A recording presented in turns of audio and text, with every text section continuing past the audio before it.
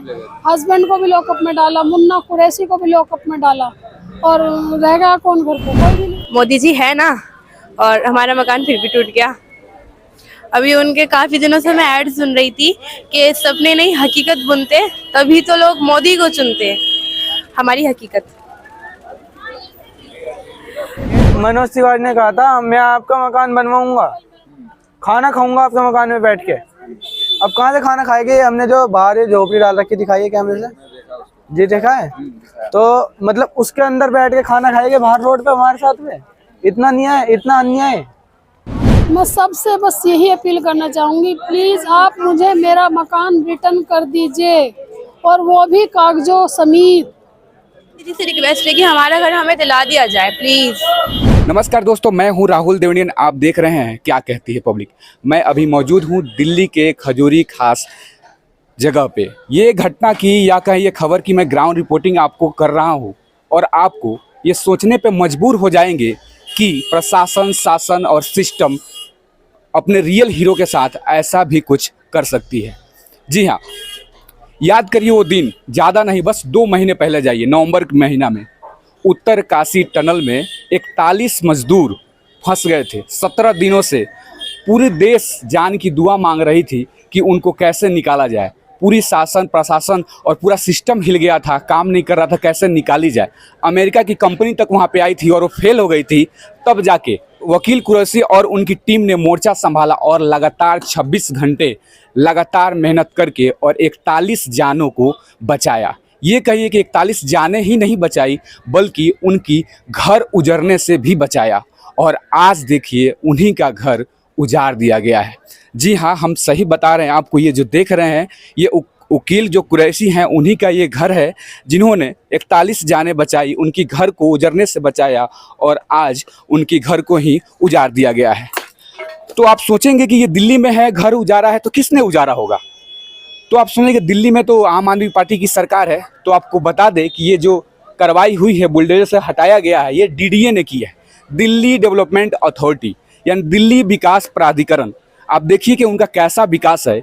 ये कह रहे हैं 12-13 से इनका घर बना हुआ है और लगातार उसमें रह रहे थे। आप देखेंगे जो 41 मजदूरों की जान बचाना इतनी आसान काम नहीं है। उनकी टीम ने 26 घंटे मेहनत की। उन्होंने बिना खाया, बिना खाना खाए, थके हारे लगातार उन्होंने मेहनत करी, तब जाके वो मुकाम आया और 41 जानें बची।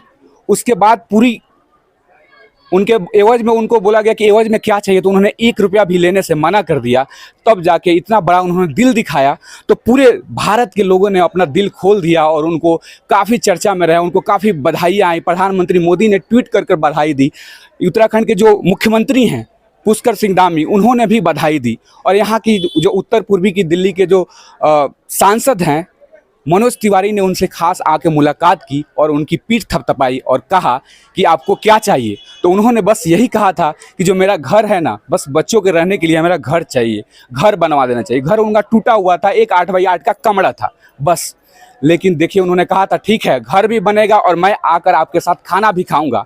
लेकिन देखिए कि मनोज तिवारी की जो सांसद है, उनके संसदीय क्षेत्र में आज घर तो बना नहीं है, जो घर बना था वो भी टूट गया है। अब देखिए कि किस तरीके से ये हम नज़ारा देखेंगे कि किस तरीके से ये घर में लाइट हुआ करता होगा, और किस तरीके से सामान देखिए बिखरा पड़ा हुआ है। कि एक हमारे ये रियल हीरो है। ये वकील कुरैशी कौन है? ये रियल हीरो है हमारे। जब हमारे देश में कोई क्रिकेट, कोई सीरीज जीत के आती है, तो उनको क्या क्या गिफ्ट कर दी जाती है, घर दिए जाते हैं, गाड़ी दिए जाते हैं। और इनका सिर्फ एक घर मांगा था, उस भी घर को उजाड़ दिया गया। कि आप देखिए ये घर मैं दिखा रहा हूँ, पूरा मलबा बिखरा हुआ है, और जो वकील कुरैशी हैं और उनकी पत्नी हैं, उनकी बेटे हैं, उनकी बेटियां हैं, सब ये तिरपाल के नीचे आके रोड पे हैं। आपको बता दें कि रात की कल घटना है, किस तरीके से डीडीए वाले ने आते हैं और दरवाज़ा खोलने की कोशिश करते हैं। और दोनों जो इनके बच्चे थे अंदर थे, और उन बच्चों को आपको हम बता दें कि मैं आप समझिए, एक थोड़ी सी आप कहानी बता रहे हैं। उन्होंने खुद कहा है वकील कुरैशी जी ने कि हमारे बेटों को मारा गया, हमारे बेटियों को मारा गया। बताइए 17 साल की उनकी बेटी है, उनको डीडीए वालों ने क्या किया था, उनको मारा गया।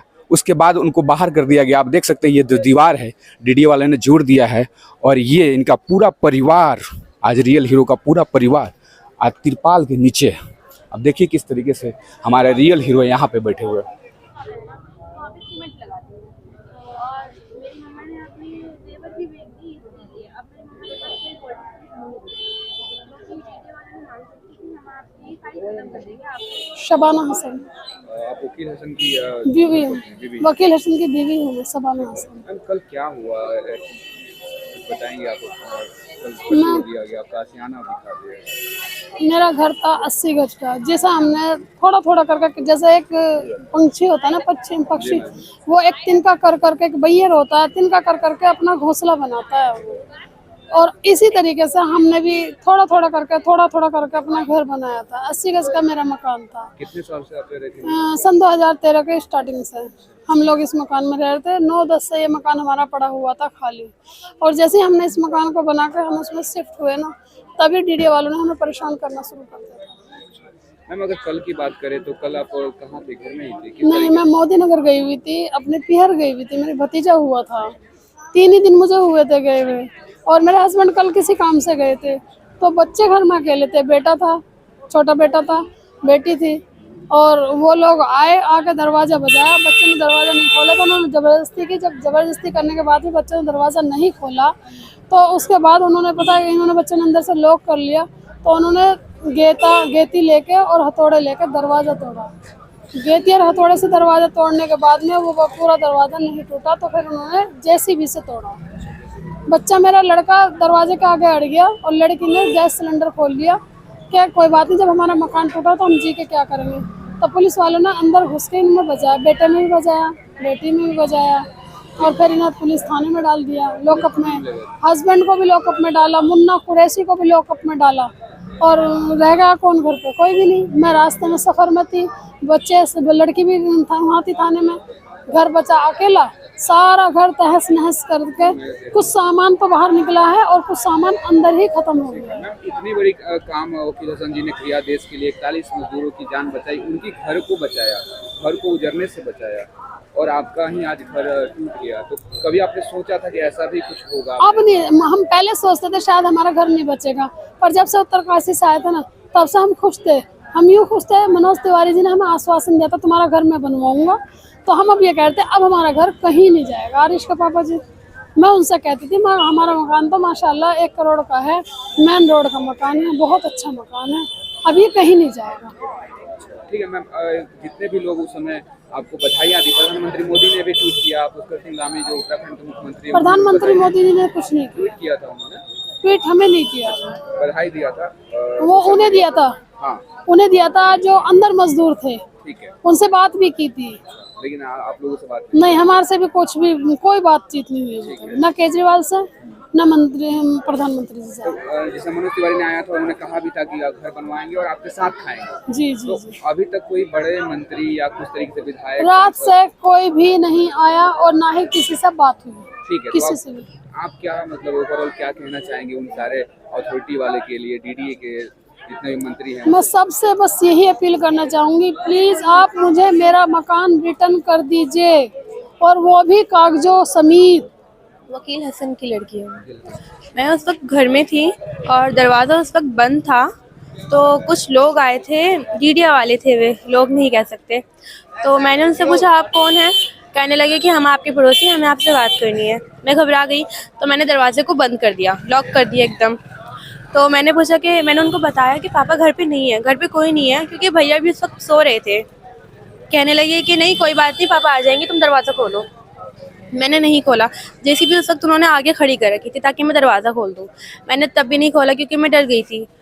मैंने पापा को उस वक्त, फिर उन्होंने दरवाजे को तोड़ना स्टार्ट कर दिया कुदाली से।